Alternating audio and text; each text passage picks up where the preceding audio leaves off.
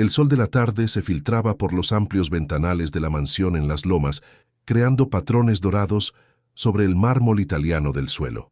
Patricia Vega Montero pasó sus dedos distraídamente por la superficie pulida de la mesa de caoba, mientras revisaba, por tercera vez consecutiva, los estados de cuenta que había encontrado en el despacho de Rafael.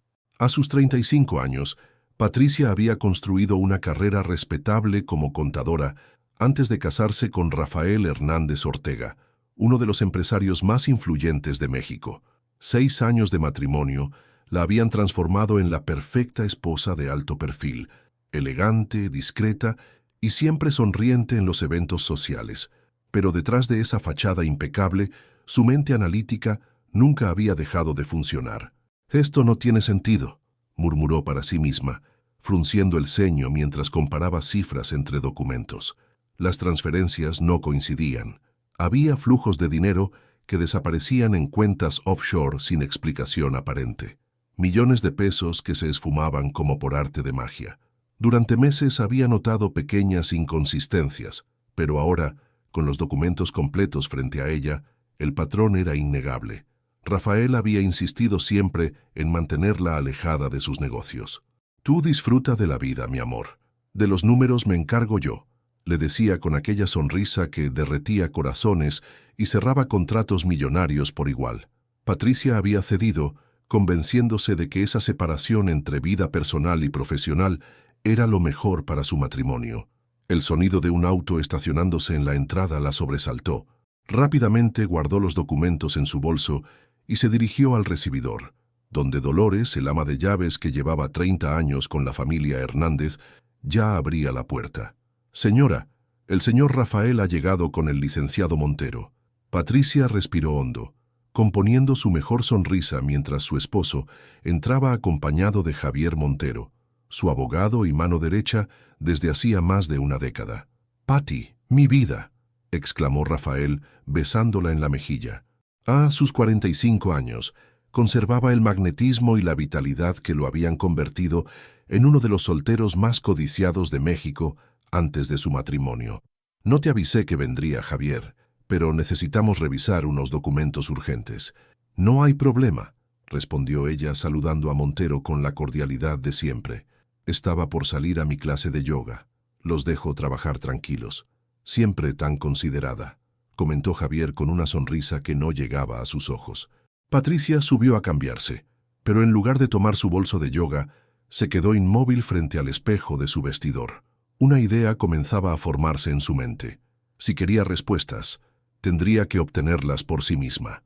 Con el corazón latiendo aceleradamente, envió un mensaje a su instructora cancelando la clase. Luego, con el sigilo que había desarrollado creciendo con 3 hermanos traviesos en Guadalajara, se deslizó por el pasillo hasta el despacho de Rafael. La puerta estaba entreabierta, y las voces de los 2 hombres se filtraban claramente. «La operación en Quintana Roo está completa. Los permisos ya están asegurados», decía Javier en tono bajo. «¿Y el problema con los ejidatarios?», preguntó Rafael. «Resuelto. Digamos que recibieron una oferta que no pudieron rechazar». La risa de Rafael resonó, una risa que Patricia nunca había escuchado antes, fría, calculadora. «¿Y Velázquez? Sigue insistiendo con la auditoría. Es terco el cabrón. Entonces tendremos que ser más persuasivos». La voz de Rafael adquirió un tono que le erizó la piel a Patricia. «Nadie va a arruinar lo que hemos construido. Nadie». Patricia se alejó silenciosamente, su mente procesando lo que acababa de escuchar. Conocía a Velázquez. Era el auditor principal de una de las empresas de Rafael, un hombre honesto y meticuloso que llevaba meses señalando irregularidades en los libros contables. Esa noche, durante la cena, Patricia observó a su esposo como si lo viera por primera vez. El hombre frente a ella, hablando animadamente sobre un nuevo proyecto hotelero, ¿era el mismo que había insinuado amenazas contra un empleado honesto? ¿Cuánto de lo que creía conocer sobre Rafael era real y cuánto era una fachada cuidadosamente construida? «¿Todo bien, mi amor?», preguntó Rafael interrumpiendo sus pensamientos. «Estás muy callada». Patricia sonrió, una sonrisa que había perfeccionado en 6 años de eventos sociales y cenas de negocios. «Todo perfecto, solo estoy un poco cansada». Pero mientras Rafael seguía hablando, Patricia tomaba una decisión. Necesitaba saber la verdad, sin importar cuán dolorosa fuera, y para eso necesitaba un plan. La oportunidad llegó 3 días después. Rafael anunció que tendría una reunión privada en casa con socios importantes. «Son asuntos delicados, Patty», le explicó mientras se ajustaba la corbata frente al espejo. «Mejor si nos das espacio. ¿Por qué no aprovechas para ir de compras a Polanco con Mariana?» Mariana Echeverría, esposa de uno de los socios de Rafael, era la amiga perfecta para la esposa de un millonario. Superficial, discreta y obsesionada con las apariencias. Precisamente el tipo de persona que Patricia había llegado a tolerar, pero nunca a apreciar realmente. «Claro, me vendrá bien distraerme», respondió con una sonrisa ensayada. A las 6 de la tarde, Patricia fingió salir de la mansión, despidiéndose de Dolores y del personal de seguridad, pero en lugar de abordar su Mercedes, dio un rodeo por el jardín trasero y reingresó por la entrada de servicio, usando la llave que había duplicado secretamente meses atrás. Una precaución que en su momento le pareció excesiva, pero que ahora agradecía. Con pasos silenciosos, se deslizó por los pasillos hasta llegar al dormitorio principal. El vestidor de Rafael, un espacio más grande que el departamento donde Patricia había vivido durante sus años universitarios, tenía un área oculta tras una falsa pared de espejos.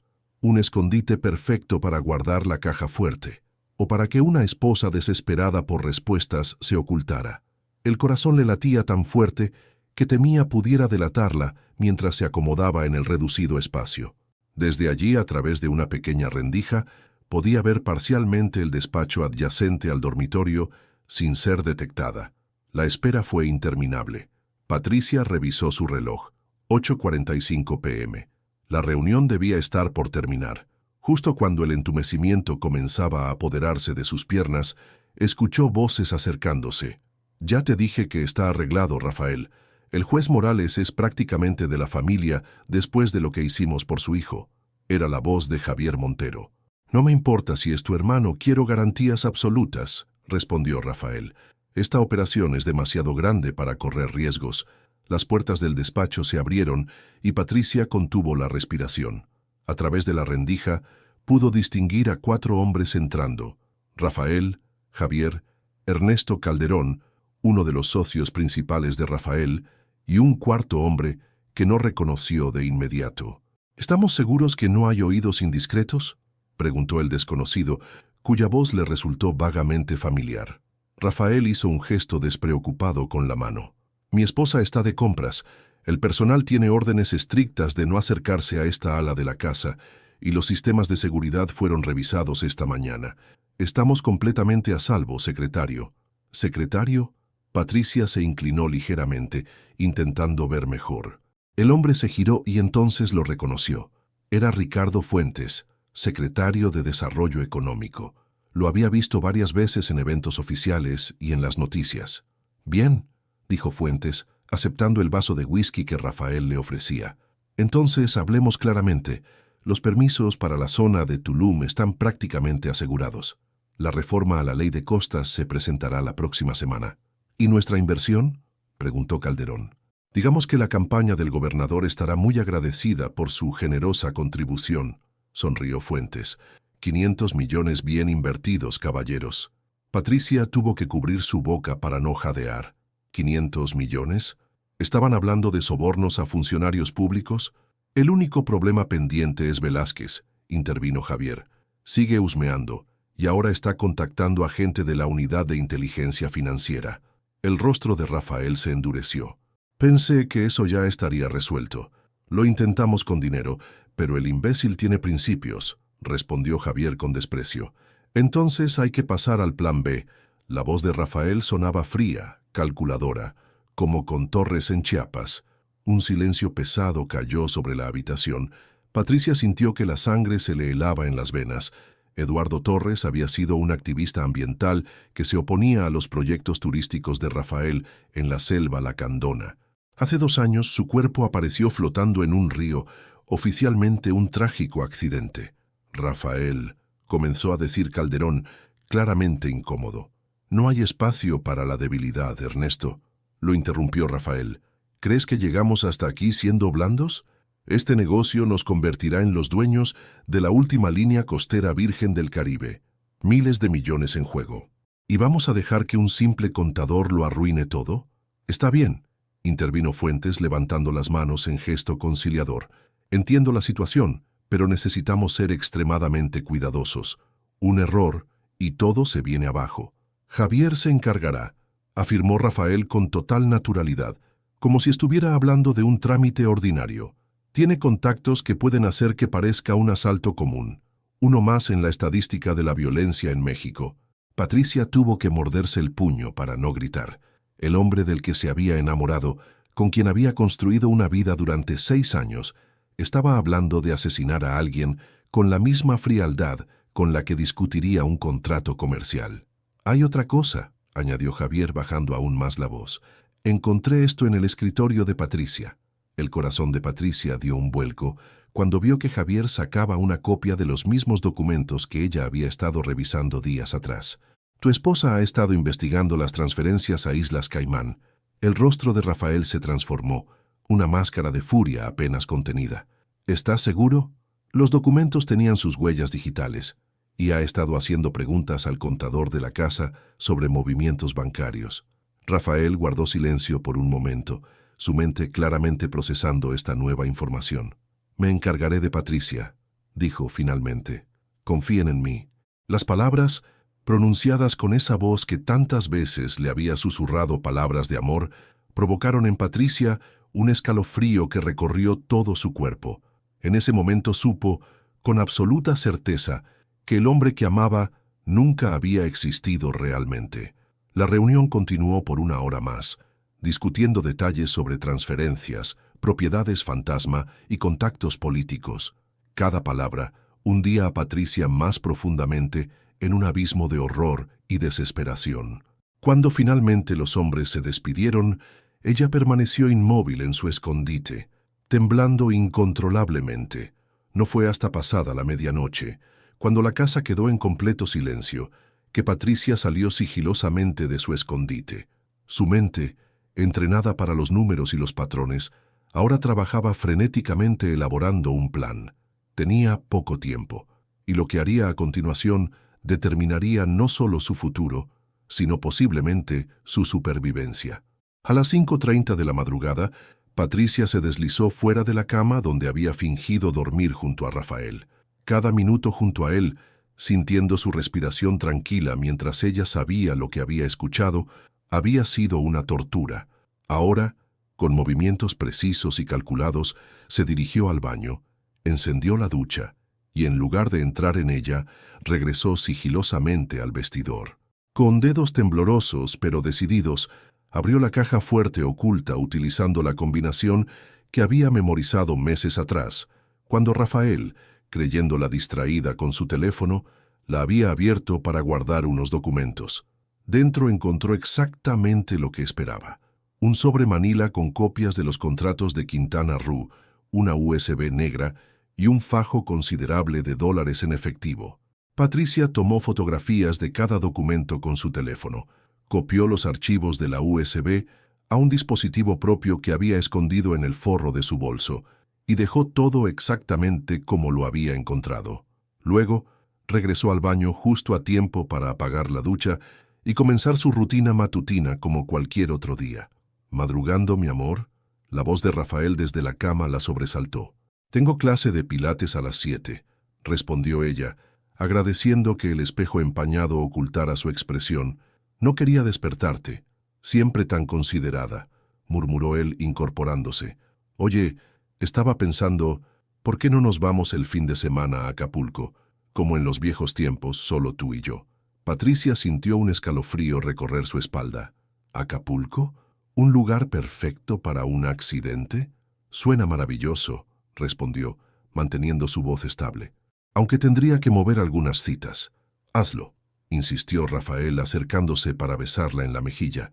«Nos vendrá bien reconectar. Últimamente te siento distante». Sus ojos se encontraron en el espejo y Patricia vio algo en la mirada de Rafael que nunca había notado antes. Un cálculo frío detrás de su sonrisa encantadora. Siempre había estado allí ¿Y ella se había negado a verlo? Tienes razón, respondió, girándose para enfrentarlo directamente. Creo que ambos necesitamos recordar por qué estamos juntos. El resto de la mañana transcurrió con una normalidad que resultaba surrealista considerando las circunstancias. Patricia asistió realmente a su clase de pilates, sabiendo que Rafael probablemente verificaría su coartada. Después, en lugar de ir a su habitual desayuno con amigas, condujo hasta un café en una zona discreta de la ciudad. A las 11:30, Daniel Velázquez entró en el café, luciendo nervioso, pero decidido. El auditor, que había estado señalando irregularidades en las empresas de Rafael, se sentó frente a ella, mirando constantemente sobre su hombro. «Gracias por venir», dijo Patricia, empujando hacia él una carpeta. «Aquí está todo lo que pude recopilar. Transferencias, contratos, nombres, todo lo que mencionaste en tus reportes y mucho más». Velázquez revisó rápidamente los documentos, sus ojos abriéndose cada vez más. Esto es dinamita pura, señora Hernández. Con esto podríamos hundir a todo el grupo». «Ya no soy la señora Hernández», corrigió ella con firmeza. «Vuelvo a ser Patricia Vega, y necesito que me asegures algo. Cuando presentes esto a las autoridades, mi nombre debe mantenerse protegido el mayor tiempo posible». El auditor asintió gravemente. «Haré todo lo posible, pero eventualmente...» «Lo sé», lo interrumpió ella. «Solo necesito tiempo para poner algunas cosas en orden. Y Daniel, ten mucho cuidado. Rafael está...» Dudó, las palabras atorándose en su garganta. «Es más peligroso de lo que creíamos». Después de la reunión, Patricia ejecutó meticulosamente la siguiente fase de su plan. Visitó el banco donde mantenía una cuenta personal que Rafael desconocía. Transferencias pequeñas a lo largo de los años que ahora sumaban lo suficiente para desaparecer si fuera necesario. Compró un teléfono prepago. Reservó un vuelo a Monterrey para la tarde siguiente, usando su apellido de soltera. Al regresar a la mansión encontró a Rafael en el despacho, hablando por teléfono. Su rostro se iluminó al verla, pero sus ojos permanecieron calculadores, alertas. «Entonces está confirmado para el domingo». «Perfecto», dijo antes de colgar. «Mi amor, ¿cómo estuvo tu día?» «Productivo», respondió ella con una sonrisa practicada. «Reorganicé mi agenda para nuestro viaje. ¿Salimos el viernes?» «Cambio de planes», anunció él, acercándose para abrazarla. «Tengo una reunión urgente en la ciudad el sábado, pero podemos irnos el domingo temprano y regresar el martes. ¿Te parece?» Patricia asintió, mientras su mente procesaba rápidamente esta información. El domingo, después de que ella ya estaría lejos. «Perfecto. Le diré a Dolores que prepare el equipaje». «No hace falta», respondió él, acariciando su mejilla con una ternura que ahora le parecía macabra. «Quiero que este viaje sea especial, íntimo. Yo mismo me encargaré de todo». Esa noche, durante la cena, Patricia observó a Rafael como si fuera la última vez. En cierto modo, lo era. Memorizó los detalles de su rostro, las pequeñas arrugas junto a sus ojos cuando sonreía, la forma en que sus manos, fuertes y seguras, sostenían la copa de vino. ¿Cómo podían esas mismas manos firmar la sentencia de muerte de un hombre inocente? ¿Cómo podían acariciarla con aparente amor mientras planeaban su eliminación? «¿En qué piensas?», preguntó Rafael, interrumpiendo sus pensamientos. «Estás muy callada esta noche». Patricia tomó un sorbo de vino para ganar tiempo. «En nosotros», respondió finalmente. «En cómo empezó todo. ¿Recuerdas nuestra primera cita? Ese restaurante en Coyoacán». «Claro que lo recuerdo», sonrió él.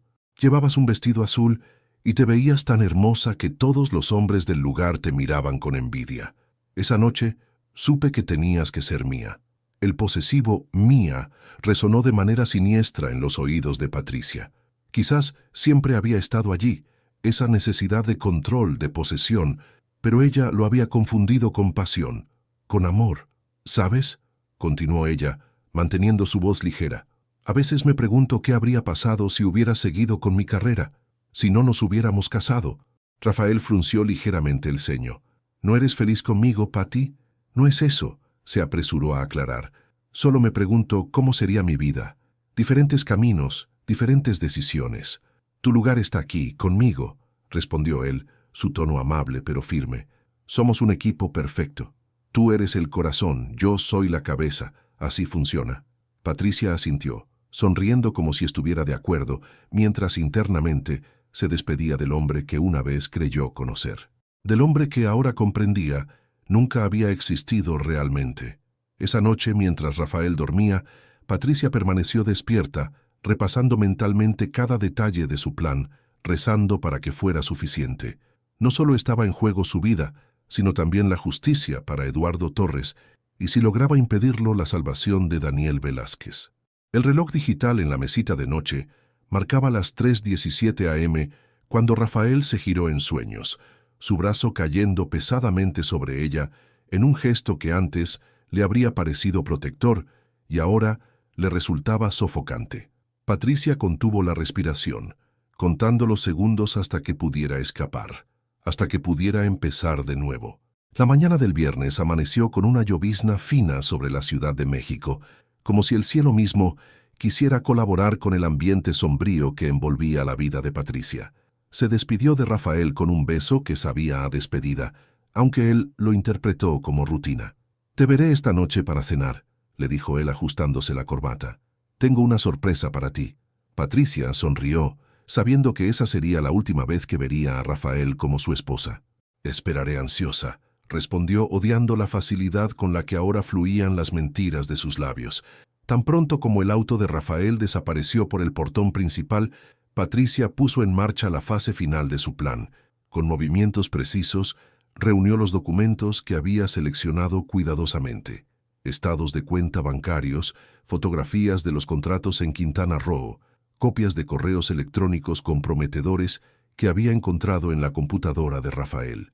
A las 11:00 a.m., tal como habían acordado, una camioneta sin identificaciones se detuvo frente a la mansión.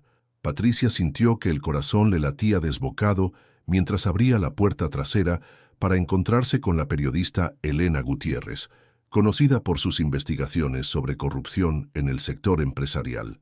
«Señora Hernández», saludó Elena con profesionalismo. «¿Está segura de esto?» «Completamente», respondió Patricia, entregándole un sobre grueso. «Aquí está todo lo que necesitas. Nombres, fechas, cantidades. El imperio de corrupción de Rafael Hernández al descubierto. ¿Y está preparada para las consecuencias? Una vez que publiquemos esto, ya no habrá vuelta atrás», completó Patricia. «Lo sé, y estoy lista». La periodista asintió gravemente. «El artículo saldrá publicado mañana a primera hora.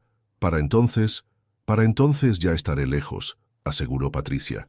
«Solo recuerda nuestro acuerdo. Mi nombre permanece anónimo hasta que la investigación oficial esté en marcha». Después de despedirse de Elena, Patricia regresó al interior de la mansión para ejecutar la siguiente fase. Con el corazón encogido, se dirigió a la habitación de Dolores, quien había sido más que un ama de llaves para ella durante estos años. Una confidente, casi una madre. «¿Estás segura de lo que va a hacer, niña?», preguntó Dolores, sus ojos llenos de preocupación, mientras Patricia le entregaba un sobre con dinero y una carta. «No tengo otra opción, Lola», respondió Patricia abrazando a la mujer que tantas veces había secado sus lágrimas silenciosas. «Lo que descubrí, Rafael no es quien yo creía, no es quien ninguno de nosotros creía. Siempre supe que ese hombre tenía dos caras», murmuró Dolores, «pero nunca imaginé». «Necesito que me prometas algo», la interrumpió Patricia. «Esta carta es para mi hermana en Guadalajara. Quiero que se la entregues personalmente, no por correo, no por mensajero, tú misma. Y necesito que lo hagas el domingo, no antes. ¿Entiendes?» Dolores asintió guardando el sobre dentro de su blusa. «¿Y qué pasará con usted, niña?»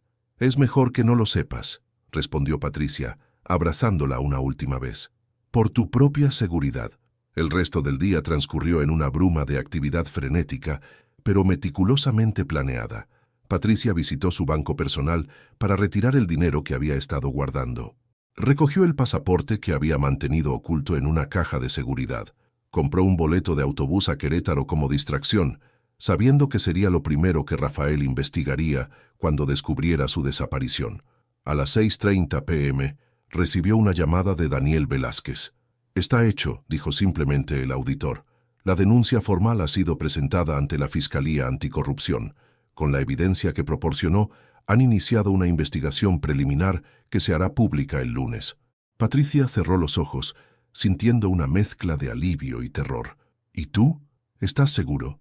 Me voy esta noche a los Estados Unidos, respondió él.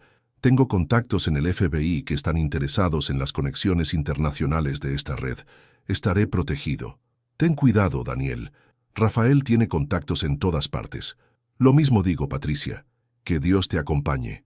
A las 7:45 p.m., cuando ya estaba terminando de preparar su pequeña maleta, su teléfono sonó nuevamente. Era Rafael. Mi amor, voy a llegar tarde. Su voz sonaba tensa, controlada. Surgió un problema inesperado. No me esperes despierta. ¿Está todo bien?, preguntó ella, manteniendo un tono de preocupación genuina.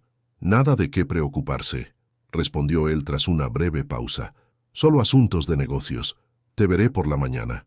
Patricia supo inmediatamente lo que significaba. Algo había salido mal. Quizás Javier había descubierto que los documentos habían sido fotografiados. Quizás Velázquez había sido seguido después de su reunión. Fuera lo que fuese, el tiempo se agotaba. Con manos temblorosas, aceleró sus preparativos. A las 9:15 p.m., vestida con ropa sencilla y sin ninguna de las joyas caras que caracterizaban su imagen pública, Patricia Vega abandonó la mansión que había sido su hogar durante 6 años, llevando consigo solo lo esencial y dejando atrás el caparazón vacío de lo que una vez creyó que era su vida perfecta. A las 10:30 p.m., mientras su taxi se dirigía al aeropuerto, escuchó la noticia en la radio del vehículo. Importante empresario mexicano bajo investigación por presuntos vínculos con lavado de dinero y corrupción. La periodista Elena Gutiérrez había adelantado su publicación, probablemente al percibir que algo había cambiado en el tablero. El teléfono desechable de Patricia vibró con un mensaje de un número desconocido. Él sabe. Ten cuidado. No necesitaba firma para saber que venía de Dolores. En el aeropuerto, mientras esperaba su vuelo a Monterrey, desde donde tomaría otro a un destino que ni siquiera Dolores conocía, Patricia observó en las pantallas de televisión cómo el imperio de Rafael comenzaba a desmoronarse en tiempo real. Las acciones de sus empresas se desplomaban. Su nombre, antes sinónimo de éxito empresarial, ahora aparecía junto a palabras como investigación, soborno y posible homicidio. Su teléfono personal, que pronto abandonaría en un basurero del aeropuerto, no dejaba de vibrar con llamadas de Rafael, de Javier, incluso de algunas de sus amigas del círculo social.